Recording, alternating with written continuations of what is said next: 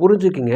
நீங்க என்னதான் சூழ்நிலை இப்படி அடிபட்டாலும், நீங்க நீதியா, நேர்மையா இருக்கும் பொழுது, அவமானப்பட்டாலும் சரி, அசிங்கப்பட்டாலும் சரி, உங்களை எல்லாரும் வெறுத்து தள்ளினாலும் சரி, ஒரு நாள் கண்டிப்பா நீங்க வெளிய வரத்தான் போறீங்க. அந்த ஒரு நாள்ல ரொம்ப தூரமாலாம் இல்ல. உங்க பக்கத்திலேயே தான் இருக்கு.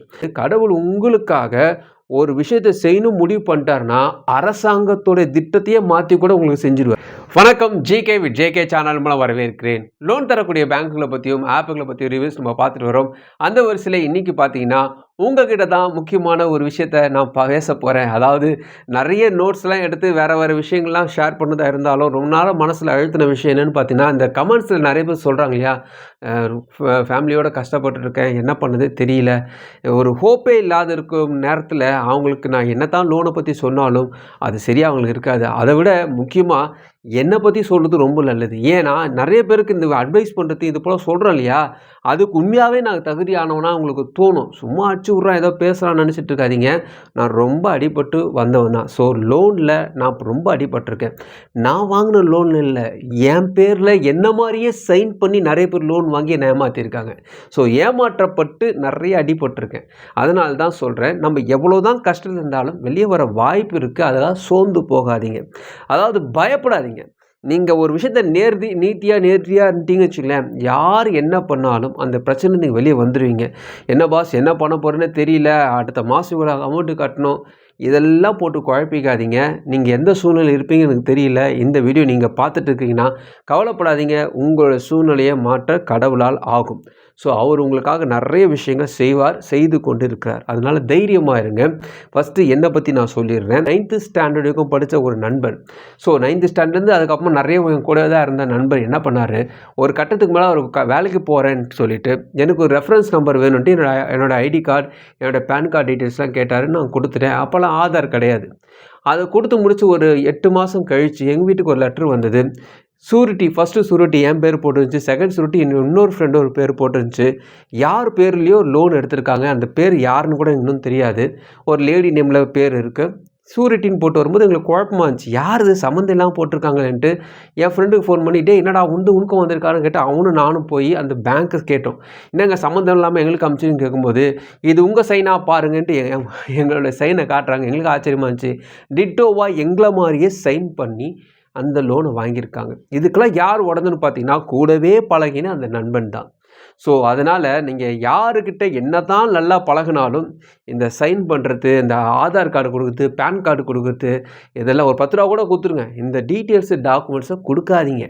கொடுத்துட்டிங்கன்னா வாழ்க்கை ஃப்யூச்சர் ரொம்ப கஷ்டமாக போயிடும். அடுத்த 2 வருஷம் அந்த லோனை நான் கட்டினேன். இவன் என்ன தான் தரேன் சொன்னாலும் கடைசியும் தரல. நானும் என் ஃப்ரெண்டும் தான் அந்த லோனை கட்டணும். அந்த லோனை வாங்கினவங்க என்ன பிரச்சனை பார்த்தீங்கன்னா, அவங்க இவனுக்கு லோன் கொடுத்துருக்காங்க, பணம் கொடுத்துருக்காங்க. அதுக்கு பதில் இவன் லோனை வாங்கி நான் சூரிட்டி சேர்த்து விட்றேன், நீங்கள் பிரச்சனை இது வெளியே வந்துங்க சொல்லி எங்களை கோத்து விட்டு அவன் ரிலீஸ் ஆகிட்டான். ஸோ இது போல் சூழ்நிலையில் நான் இருந்திருக்கேன். அந்த கடனை கட்டியிருக்கேன். என் வாங்கின சம்பளம் அப்படியே பாதி கடனுக்கே போகும். அதாவது நம்ம வாங்கி சாப்பிட்டு இருந்தால் கூட பரவாயில்ல, திருப்தியாக இருந்திருக்கும். யாரோ ஒருத்தருடைய லோனுக்காக நம்ம கஷ்டப்பட வேண்டியிருக்கும். இதெல்லாம் சூழ்நிலை வருங்க. நம்ம எதிர்பார்க்குற மாதிரிலாம் எப்பவுமே இருக்காது. எதிர்பாராத ஒரு சூழ்நிலை வரும்பொழுது ஒன்று புரிஞ்சுக்கிங்க, நீங்கள் என்ன தான் சூழ்நிலை இப்படி அடிபட்டாலும் நீங்கள் நீதியாக நேர்மையாக இருக்கும் பொழுது, அவமானப்பட்டாலும் சரி, அசிங்கப்பட்டாலும் சரி, உங்களை எல்லாரும் வெறுத்து தள்ளினாலும் சரி, ஒரு நாள் கண்டிப்பாக நீங்கள் வெளியே வரத்தான் போகிறீங்க. அந்த ஒரு நாளில் ரொம்ப தூரமாலாம் இல்லை, உங்கள் பக்கத்துலேயே தான் இருக்குது. அதாவது காற்றுள்ள பந்து, ஒரு பாலில் காற்று இருக்குது வச்சுக்கோங்களேன், அது நீங்கள் என்ன தான் கடலில் ஆழத்தில் அழுத்தி வச்சுருந்தாலும் மேலே வந்து தான் தரும். ஸோ அதனால் நீங்கள் விசுவாசம், நம்பிக்கையாக இருங்க. நம்பிக்கைன்ற ஒரு பந்து உங்களுக்குள்ளே நம்பிக்கை இருந்துச்சுன்னா யார் உங்களை அழுத்தினாலும் நீங்கள் மேலே வந்துடுவீங்க. அதனால் பற்றி கவலைப்படாதீங்க. எப்படி என்னுடைய பிரச்சனைலேருந்து வெளிவரும்? கடவுள்கிட்ட நான் வேண்டிட்டேன், கடவுள் எனக்காக எப்படி வேலை செய்வார்? எனக்கு பணம் தரக்கூடிய வாய்ப்பே இல்லையே, எல்லா இடத்தையும் கடன் வாங்கி வச்சிட்டேனே, எனக்கு எப்படி இந்த கடன்லாம் அடையும்? எனக்கு எந்த சூழ்நிலையும் இல்லையே, எனக்கு பெரிய பணக்கார நண்பர்கள் யாரும் இல்லையே, எனக்கு சொத்து சோகமே எதுவுமே இல்லையே, எங்கள் அப்பா அம்மா எதுவுமே எனக்கு சேர்த்து வைக்கலையே, இதில் போல் நம்ம சொல்கிறோம் தெரியுமா? நீங்கள் என்ன தான் அப்படி சொன்னாலும் உருவாக்குறதுன்னு ஒன்று இருக்குது. அதாவது கடவுள் உங்களுக்காக ஒரு விஷயத்தை செய்யணும் முடிவு பண்ணிட்டாருன்னா அரசாங்கத்தோடைய திட்டத்தையே மாற்றி கூட உங்களுக்கு செஞ்சுடுவார். ஸோ கடவுள் அரசாங்கத்துக்கும் மேலானவர். அதனால் நீங்கள் பயப்படாதீங்க. உங்களுக்கு தேவை பணம், அதுதானே, இந்த பணம் தானே, அது வரும். அது எப்படியாவது ஆண்டவர் உங்களுக்கு கொண்டு வந்துடுவார். இப்படி தான் இந்த வழியாக தான் வரணும் கிடையாது. அவர் நினச்சா வானத்துலேருந்து கொண்டு வர முடியும், பூமியிலேருந்து கொண்டு வர முடியும், சைட்லேருந்து கொண்டு வர முடியும், எப்படின்னு வர முடியும். அதனால் அதை பற்றிலாம் ரொம்ப யோசித்து மண்டையை குழப்பிக்காதீங்க. நம்முடைய சின்ன மூளையை வச்சு இது எப்படி நடக்கும், அது எப்படி நடக்கும், இதை பற்றி தான் நம்ம யோசிச்சுப்பே தவிர அது புதுசாக என்ன நடக்க போகுதுன்னு யோசிக்க மாட்டாங்க. ஒரு பையன் அவங்க அப்பா கிட்ட ஒரு பெரிய ஜாமெட்ரி பாக்ஸ் கேட்டால் அவங்க அப்பா சரிப்பா வாங்கி தரேன்னு சொன்னார். இல்லை, இந்த ஜாமெட்ரி பாக்ஸ் வந்து ஃபாரினில் இருக்குது, அந்த ஃபாரினில் இருக்கக்கூடிய ஜாமெட்ரி பாக்ஸ் தான் வேணும், அந்த வெளிநாட்டு ஜாமெட்ரி பாக்ஸ் ஒரு கடையில் தான் இருக்குது, அந்த கடையில் தான் கிடைக்கும், வேறு எங்கேயும் கிடைக்காது, எனக்கு வேணும்ப்பான்னும் போது அந்த கடைக்கு போய் பார்க்கும்போது அது ஒரே பாக்ஸ் தான் இருந்துச்சு, விலை அதிகமாக இருந்துச்சு. அவங்க அப்பா சொன்னார் வாங்கி தரேன் சொல்லி வெயிட் பண்ண சொன்னார். ஒரு கட்டத்துக்கு மேலே அந்த பாக்ஸு காலி ஆயிடுச்சு. பையன் ரொம்ப வெக்ஸ் ஆகிட்டான். வாங்கி தரேன் சொன்னீங்களே, எதுவுமே வாய்ப்பே இல்லையே, எங்கேருந்து எனக்கு வாங்கி தரீங்கன்னு சொல்லும்போது உனக்கு வாங்கி தரேன்னு சொல்லிட்டு வெயிட் பண்ணுனாரு. ஆனால் மனசுலாம் பகன்னு தோணுச்சு. என்னென்ன வாங்கி தரேன்னாரு, கடையிலே இல்லை, அந்த ஒரு கடையில் தான் இருக்கும், அதுவும் கடையில் என்ன பண்ணுது ஏது பண்ணுது மண்டையை குழப்பிட்டு இருக்கும்போது அவங்க அப்பா ஒரு நாள் பாக்ஸ் வாங்கி வச்சார்.